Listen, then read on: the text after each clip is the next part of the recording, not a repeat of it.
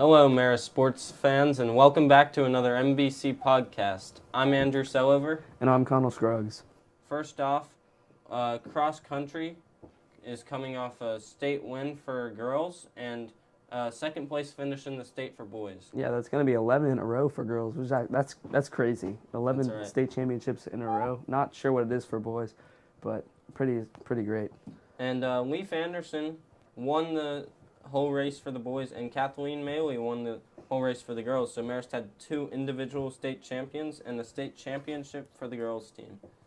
As for basketball, they both scrimmaged. Both the boys and girls teams scrimmaged Mount Vernon last week, and both won big in those scrimmages. The boys and girls teams both played in a real game against Pace on Saturday. The boys lost to Pace 56-44. They were close in the first quarter, then they fell behind about 10 or 12 points in the second quarter and were really unable to come back after that 12-point deficit after the second quarter. As for the girls, they beat Pace 41-32 on Saturday. And we're going to welcome in Natalie Selover for an interview on Marist volleyball and swimming. The Marist volleyball team finished second in the state, lost to St Pius in the state championship. Natalie, your thoughts on the volleyball team's performance this year? I thought we started out a little bit rocky, a little bit rough. We had a very young team this season, very new, hadn't played together. So starting from the beginning, we had to work a lot on team chemistry and building those skills to play as a team. The beginning of our season, we learned a lot, and by the end of the season, we came a lot farther than I think anybody expected us to. So of course, it's tough losing in the championship game, especially to Pius. But, I mean, we were proud overall of how we did and how hard we work, how far we came. Yeah. So you mentioned, having a young team this year. What was it like being only one of the two seniors on the team this year? It's definitely weird, and you have a lot of responsibility to be kind of the leader and the person that the younger kids can look up to and know you've been there before, you've had the experience. So when we go to big games, when we go to championship games, and the younger girls are playing and they haven't played there before, they look to you for, what's it like, what to act like, what to play like, how to handle the situation. So it's a lot of fun, it's a lot of responsibility, but I think both Kara and I enjoyed it. In the state semifinals, you traveled down to Columbus to face a very talented Columbus team in a rowdy environment.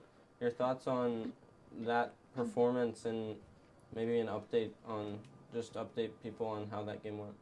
Yeah, I thought Columbus was probably one of the best games, if not the best game we played all season. Going down there where we had a very, very loud visiting team crowd. We had so many students there supporting Columbus. It was very loud. It was very close, so you could feel the energy coming from them, and it was a real test for our team to create our own energy and how can we match that and how can we outplay them. Our passing was really good. Our serving was aggressive. A lot of our hitting and our blocking went really well, so that was one of the things we had worked on, especially the blocking, because Columbus has some big hitters. So it was really imperative for us to line up correctly with them, to play good defense, and we did kind of all of those things. We had to fight back a couple of times. Actually, almost every set we came from behind, and we won 3-1. And I thought that was a really good kind of comeback team deal because nobody really expected us to go down there and win that game. But fighting from behind and scoring points, playing our game was really good. Thanks for that update on volleyball. And you're also on the swimming team? That's correct. So how has the season started for swimming? How's it been going?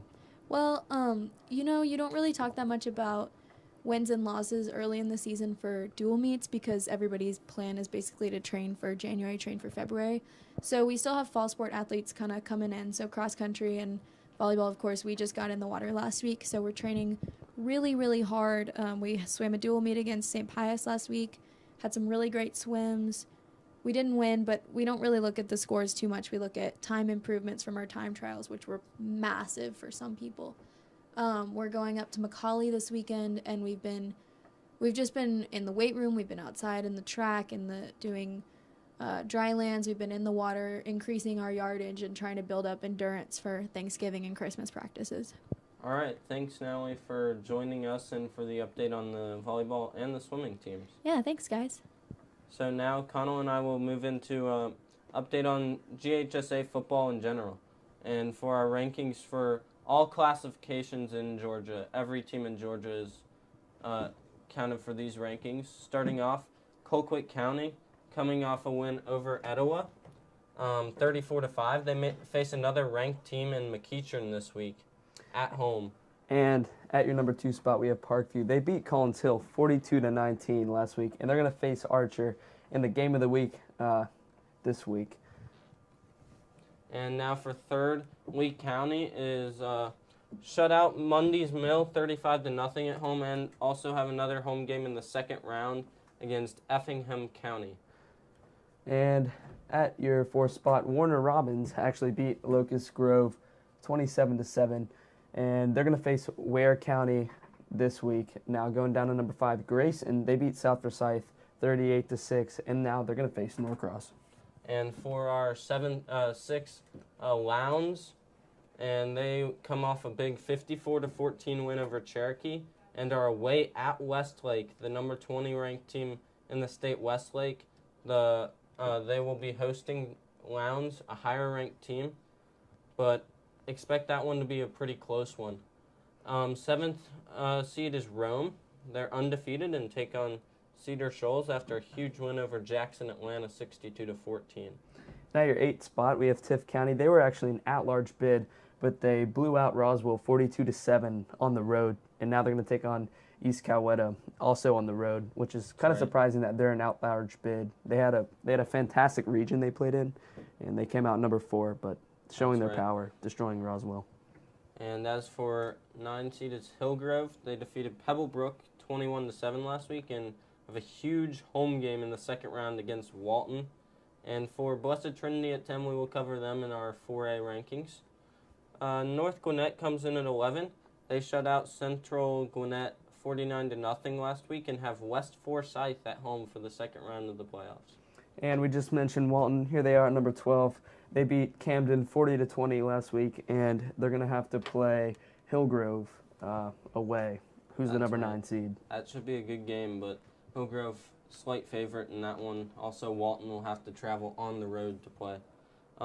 For Cartersville and Mary Persons, 13 and 14, we will also cover them in our 4A rankings. McEachern at 15, they defeated Noonan 48-21 and have a away game at Colquitt County. That's going to be really rough for them because Colquitt County ranked nationally. I believe top 10 even nationally. They've been number 1, I think, for the entire season, and they're playing actually a really high-ranked opponent in McEachern this week. This one of their tests this season. They're going to have to play. That's right, and they've been tested constantly throughout the season, but remained undefeated, defeating, I believe, Parkview. I think they played Grayson and beat Grayson. They beat Lowndes. They've beaten a lot of top-ranked teams in the state, so they are tested, and they have proven themselves throughout the season. Colquitt County, of course. And Cedar Grove comes down at 16, 49-0 win over Hart County last week, and they face North Hall at home this week. And at number 17, we have Archer. They defeated Forsyth Central, and they're going to have to play the number 2 seed in all classifications, Parkview, as we said earlier, and they're going to be away, so that's going to be tough for them. That's right. That's actually the Georgia Public Broadcasting game of the week in Georgia this week is Archer and Parkview in the 7A football tournament. Milton takes on Mill Creek, and they won against South Gwinnett last week. Dutchtown in the 19th. They're 35-0 win over Harris County last week, and they have Griffin at home. And finally, Westlake, a 4-point win over North Paulding, and they have a home game against Lowndes, which we talked about earlier. Lowndes higher ranked than them and probably the favorite coming into that one. As for the 4A rankings, we have Blessed Trinity at number 1. Blessed Trinity is coming off a big win over Northwest Whitfield, 55-16 in the first round, and they are at home against North Oconee, 2 seed out of the region with St. Pius. At number 2, we have Cartersville. They were actually in a close game in the first half, actually tied 7-7, and then going up 7-13 in the first half, but then Second half, they blew Stevens County out 34-7 to go on to the next round. They're going to play Ridgeland.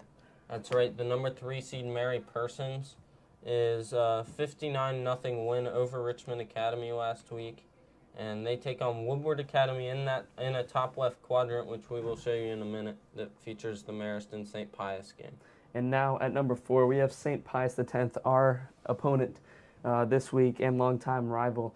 They actually hopped a spot. They were number 5 last week. Now they're at number 4 after a commanding win over Cedartown 38-6. That's right. At number 5 is Eastside. They're coming off a win last week, and they're going to take on Burke County at home. Burke County, a good 2 seed. As I mentioned, Eastside coming off a win. They defeated Hardaway 41-23 last week. And at number 6, we have your Marist War Eagles. As you know, had a big win over Heritage Catoosa last week, winning 61-20. We're going to play St. Pius, as you know, in round 2 of the playoffs, which is going to be huge. That's right. And Pickens coming in at number 7 and Troup County at number 8. Pickens 42-0 win over White County last Friday. Troup County 42-28 win over Oconee County last Thursday. And those 2 teams will match up in the second round, bottom right quadrant. We'll show you in a minute. But Pickens will be hosting Troup County in what is expected to be one of the better matchups for the second round in the 4A bracket. Speaking of good matchups, rounding off your top 10 is Ridgeland. They actually defeated Flowery Branch 34-14, showing their power against a pretty talented Flowery Branch team. And they're going to play Cartersville. So it's going to be a 1 versus 2 seed. That's going to be a pretty big matchup for them. See how they can do against the powerful Cartersville. Right, and actually Flowery Branch lost last week. These rankings were not updated after their game, but Flowery Branch lost to Ridgeland 34-14. So obviously Ridgeland should be ranked higher than Flowery Branch. So Flowery Branch's good season is unfortunately over. As we move into your 4A bracket, as you can see, the top left quadrant, which we've been talking about a lot, features Woodward and Mary Persons at Mary Persons. Woodward, a decent team, not as good as the Woodward teams you saw a couple years ago, featuring Elijah Holyfield. But Woodward will be facing Mary Persons in the second round, and the winner will take on the winner of the Marist St. Pius game, which we will talk about in a minute. Yes, so as we talked about earlier, Marist won 61-20 versus Heritage Catoosa. Pius doing their job, beating Cedartown 38-6. It's going to be a huge game. 52nd edition of the Fish Bowl coming up in the playoffs. That's right. And a when lot is of that? scoring in this quadrant 1. As we move on to the top right quadrant, I believe it's Burke County and Eastside, as we talked about, and North Oconee Blessed Trinity. This has been a rather close at the top, the first 2 games. Burke County, a 6-point win over Howard. Eastside, relatively close against Hardaway. And Blessed Trinity favored to get out of this whole section, probably make it to the state championship for back-to-back years. Yeah, each of the top-ranked teams in this quadrant did their job beating the lower seed, and we're going to have 2 1 versus 2 seed matchups in this quadrant. And as you see, Columbus with a close game, and they beat Salem by 3 points, and Baldwin defeated Perry. So those teams, Baldwin and Columbus, will face off at Baldwin. And Cartersville, as we said, it was close early in their matchup against Stevens County. They pulled ahead in the second half. Will take on Ridgeland, who obviously beat Flowery Branch by 20. That's a good team.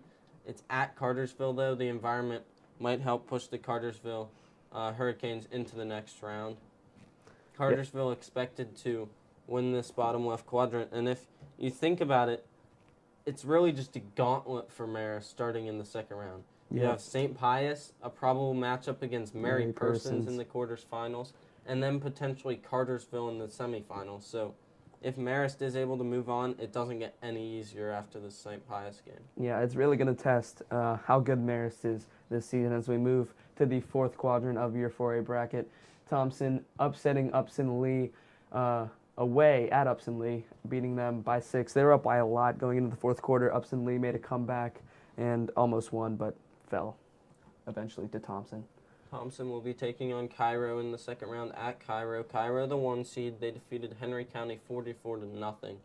And as we talked about, bottom, they're Troup County and Pickens at Pickens. Troup County, though, a very good team, 1 loss on the season coming to Cartersville. And going to the bottom half, it's going to be Troup County, which was actually played last Thursday. Yeah, as I mentioned, Troup County, one loss on the season, only to Cartersville. Yeah, that's crazy. It's a good team, Troup County. Unfortunately, they have Cartersville in their region, so they are a 2 seed and have to go on the road to play Pickens. Yeah. So overall, the 4A bracket's been pretty predictable, pretty uneventful. Every team, pretty much except for 2, which was Thompson and Woodward, are the only 2 upsets of this first round. So and those aren't really upsets. I mean, you expect a decent Woodward team to pull off maybe an upset 3 versus 2. So no big surprises, but the second round is where the good matchups really start to come. As you see, Pickens Troup County is a really good matchup. Cartersville Ridgeland could be a really good matchup. And then both of them in the Marist quadrant, Marist St. Pius and Mary Persons Woodward Academy could both be really good matchups. So that's going to wrap it up for your playoff bracket of round 1. We're going to go into a preview of the game this Friday. St. Pius taking on Marist in the 52nd edition of the Fishbowl. Marist leads the series all-time 33-18. That's right. This season, though, St. Pius did win in the first matchup. It was a 17-0 shutout for St. Pius. And last year, though, Marist was able to win both matchups, one in the regular season and one in the semifinals of the state playoffs. So, I mean, Marist, as we said, leading all-time in the series, and I wouldn't be surprised to see a really hungry Marist team coming out for revenge after that shutout loss earlier in the season. Yes, for Marist to succeed this game, they're going to have to play a great game on defense. And let's look at Marist's defense versus Heritage Catoosa last week. It was a fantastic game for them.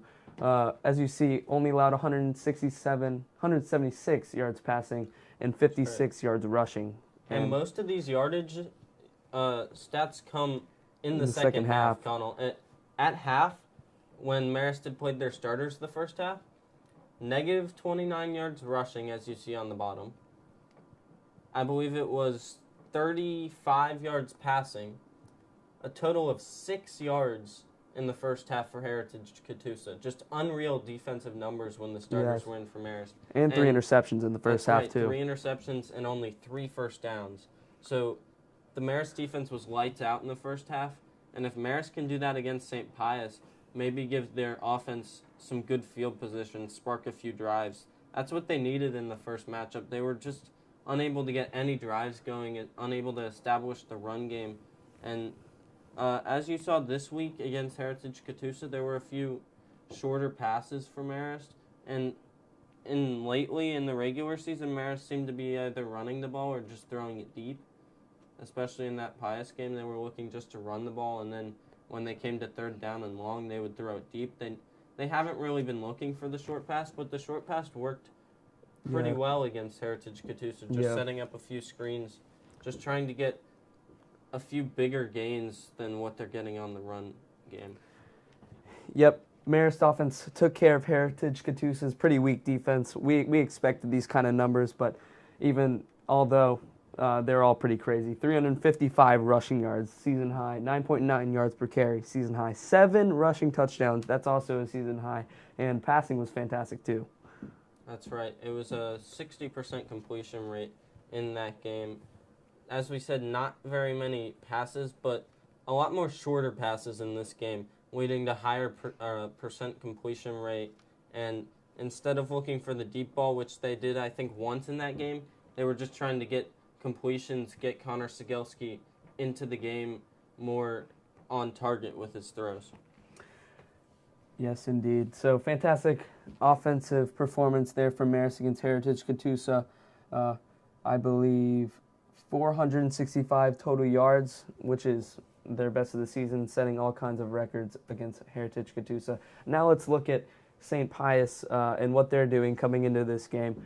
And St. Pius has been playing fantastic football coming in since their loss to BT in Week 1. They defeated 2 top 5 teams. They've gone 10-0. 10-0 win streak. Outscored opponents 374 to 132. That's just a crazy stat. Rushed for 302 yards per game with the triple option. That's going to be the rushing game is going to be huge for St. Pius if they want to succeed against Marist. scored 42 touchdowns and allowed only 13.2 points per game. This is all according to Luke Winstill on Twitter. As for their offensive play, the quarterback, senior Connor Egan, has been throwing the ball pretty well. Against Cedartown, he had 122 yards, 1 touchdown, 6 for 10 completions, so very similar numbers to Connor Sigelski in their playoff game. They were unable. It was a close game early, but Cedartown was unable to hold on to St. Pius, and St. Pius pulled away in the second half. It should have been 13-7 at half, or 14-7 at halftime, but a missed extra point and then a turnover with like 30 seconds left led to a Pius field goal, and Pius went up 17-6, and they carried that momentum into the second half and held Cedartown scoreless and ended up winning 38-6. So I think the main reason for that blowout in the second half was probably St. Pius is a very physical team. They like to run the ball a lot. Cedartown's defense most likely got tired and run down, and St. Pius was able to chunk on big yards in the rushing game. Big players in the rushing game for Pius were DeMarcus Mitchell, 14 carries for 108 yards, 7.7 yards per carry, and his long was a 41-yard run. Connor Egan also getting involved in the rushing game, 8 carries for 54 yards, and the electric punt returner Jacob Pager had 5 carries for 30 yards, also had a touchdown receiving as well as a touchdown rushing. So for him, he totaled about 100 yards of all-purpose offense for him. That's right, and as you said, St. Pius has had 10-game winning streak. I think one key for Marist is to get the quarterback play for Connor Sigelski established early, as well as the rushing game. Maybe a few key plays on defense, maybe getting the good field position could help. If Marist can get a good drive early, establish the rush game, establish the pass game, so that St. Pius has to respect both. They can't just crowd the box. That would really help, because in that first matchup against St. Pius, it looked like Marist was just shaky on the pass game, so they crowded the box and were able to shut down the Marist rushing game. Yeah, and let's look at our last matchup versus St. Pius. This was on September 14th. Marist was 3-0 at the time. St. Pius 3-1. Only lost to Blessed Trinity, as we know. They defeated us 17-0. Now, the main thing I'm concerned with here is the yardage difference. Marist only had 155 total yards of offense, whereas Pius ran them down with about 309 total yards of offense, mostly rushing. That's right, and as I said early on, it was an 8 for 20 passing completion rate for Marist, but early on it was even worse than that. So what's normally a stellar running game for Marist, St. Pius just put 8 in the box, 7 in the box on each play, and up the middle pitch, no matter what Marist tried to do, they were just unable to get it going. As for St. Pius, the defense, that was probably their worst performance on the year. They were unable to tackle Michael Benefield and Jason Jones, some of the best running backs in 4A, just ran right through the Marist defense. It was just a sloppy game for defense, just not wrapping up, not doing everything you're coached to do. Yes, and I think especially against St. Pius, Marist defense is going to have to get exceptionally physical, wrap up, as you said, make good tackles. And also, Marist is going to have to execute better on offense, as you were alluding to earlier. We're going to have a better passing game so that it's going to ease up rushes and allow for a better, more balanced offensive approach, I think. So I think Marist just needs to have good performances on both sides of the ball. But the good thing is, when we lost 17-0 to St. Pius, both the defense and offense played one of their worst games of the year. So if they can improve on that, maybe get a few key plays, get special teams involved, if Kyle Hamilton can get a few punt returns, maybe just get a spark going for the offense, that would be a huge key in this game. Yeah, and I think, as you said, Kyle Hamilton, we need to get him more involved in this game. Last game against Pius, he had 4 receptions for 65 yards. Not bad, but I feel if you want to succeed, you're going to have to get one of your best players the ball more times and give him room to make plays in the open field. Agreed, and I think one of the things that could have a huge difference on this game is special teams, as I said. Both teams have electric punt returners. Kyle Hamilton, as you said, for Marist. Jacob Pager for Pius. He's been great all season for them. Right, so maybe if one of those two guys can get maybe a punt return for a touchdown, kickoff return for a touchdown, that would be a huge spark for their team and their offense. Yep. And I think, obviously, for Marist to succeed, they're going to have to stop the run of Pius. If they can stop the run, they're going to make senior Connor Egan make passes. And last time, he was 2 for 4, only attempting 4 passes against Marist. So I think if Marist can get physical, stop the run, they'll have success against St. Pius. That's right. So that'll wrap up our analysis of this upcoming game for Marist against St. Pius in the second round of the GHSA football state playoffs. Of course, the game is Friday, 7:30 at St. Pius. If you are unable to be there, MBC will have live coverage on the NFHS network, so be sure to tune in to watch the game. For MBC, I'm Andrew Selover. And I'm Connell Scruggs.